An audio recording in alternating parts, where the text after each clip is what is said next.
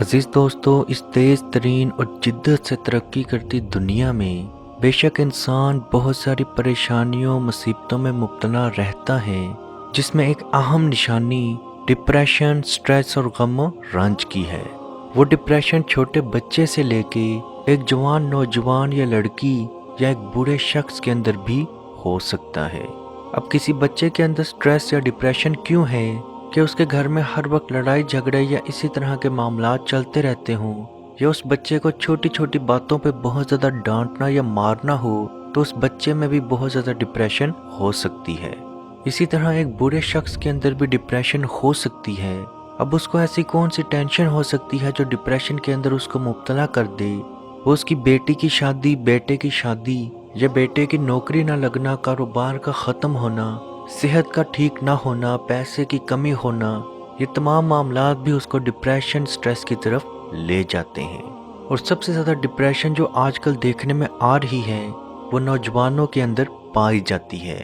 اب نوجوانوں کے اندر ڈپریشن کیوں ہے؟ وہ ان کی جاب کے سلسلے میں ہو سکتی ہے، ان کی پڑھائی کے سلسلے میں ہو سکتی ہے، ان کی شادی کو لے کے ہو سکتی ہے، یا شادی کے بعد بھی ان کو بہت زیادہ ڈپریشن ہو سکتی ہے۔ اچھے نمبر نہیں آ رہے، پڑھائی کی بہت زیادہ سٹریس، بہت زیادہ ٹینشن ہے، اچھی نوکری نہیں مل رہی، دعا کرو اچھی نوکری مل جائے، بہت زیادہ قرضہ ہے، جاب کر کے امی ابو کا قرضہ اتارنا ہے، یا بعض دفعہ نوکری یا کام کا بہت زیادہ سٹریس، بہت زیادہ پریشر ہوتا ہے جس کی وجہ سے وہ ڈپریشن میں جاتے رہتے ہیں۔ عزیز دوستو، یاد رکھیں، اگر دنیا میں ہی تمام نعمتیں، تمام خوشیاں، تمام چیزیں ملنا تھیں تو کوئی بھی انسان جنت کا طلبگار نہ ہوتا۔ تو اس چیز کو تو اپنے دماغ سے بالکل نکال دیں کہ آپ ہر چیز کو پا سکتے ہیں۔ اب بہت سارے لوگ ایسے ہوں گے جن کو ڈپریشن یا سٹریس تو ہے، کیونکہ سائنس کہتی ہے کہ 10 میں سے 7 سے 8 لوگوں کے اندر ڈپریشن ہو سکتی ہے۔ تو اب آپ کے اندر ڈپریشن ہے یا نہیں، تو اس کی کیا نشانیاں، کیا علامات ہیں؟ تو سب سے پہلی نشانی، آپ کو نیند آنا ختم ہو جائے گی۔ ہر وقت آپ کے دماغ میں کسی چیز کو لے کے بہت زیادہ سوچ یا بہت زیادہ پریشر یا بہت زیادہ ٹینشن موجود رہے گی۔ یا اگر آپ دوستوں یا کام میں مصروف ہوں تو آپ بالکل نارمل اور خوش رہیں، لیکن جب آپ اکیلے بیٹھیں تو آپ کو وہ تنہائی، وہ چیزیں کھا جائیں، آپ کی سوچ آپ کو سکون نہ لینے دے، اور اسی سوچ کی وجہ سے آپ کے سر میں، آپ کے جسم میں بہت زیادہ درد رہے، اور ہر وقت آپ چڑچڑے رہیں، یعنی کہ چھوٹی چھوٹی باتوں پہ بھی آپ لڑنے مرنے پہ اتر آئیں۔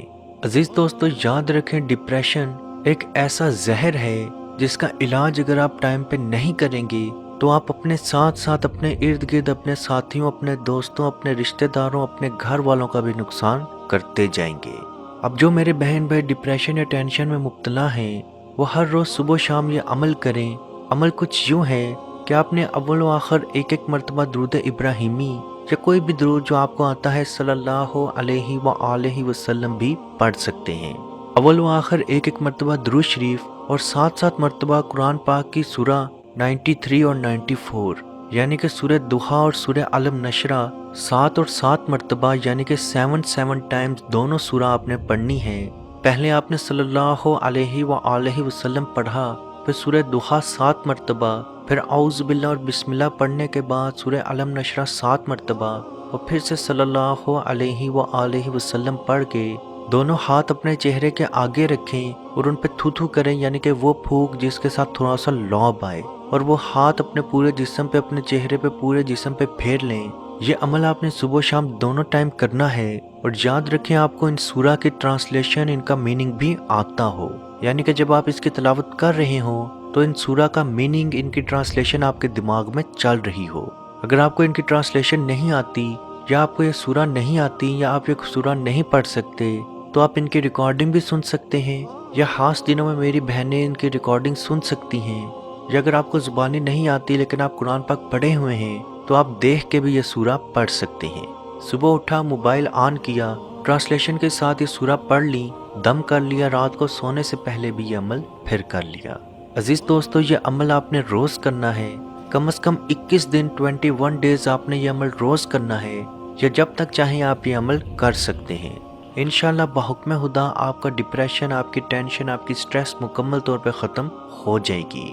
اللہ پاک سے دعا ہے کہ ہم سب کو اپنے حفظ و ایمان میں رکھے، اور کشمیر کے بھائیوں پہ خصوصی رحم عطا فرمائے اور ان کو آزادی کی نعمت عطا فرمائے، آمین۔ اللہ حافظ۔ اعوذ باللہ من الشیطان الرجیم، بسم اللہ الرحمن الرحیم، للہ ما فی السماوات وما فی الارض وَإِن تُبْدُوا مَا فِي أَنفُسِكُمْ أَوْ تُخْفُوهُ يُحَاسِبْكُم بِهِ اللَّهُ فَيَغْفِرُ لِمَن يَشَاءُ وَيُعَذِّبُ مَن يَشَاءُ وَاللَّهُ عَلَى كُلِّ شَيْءٍ قَدِيرٌ۔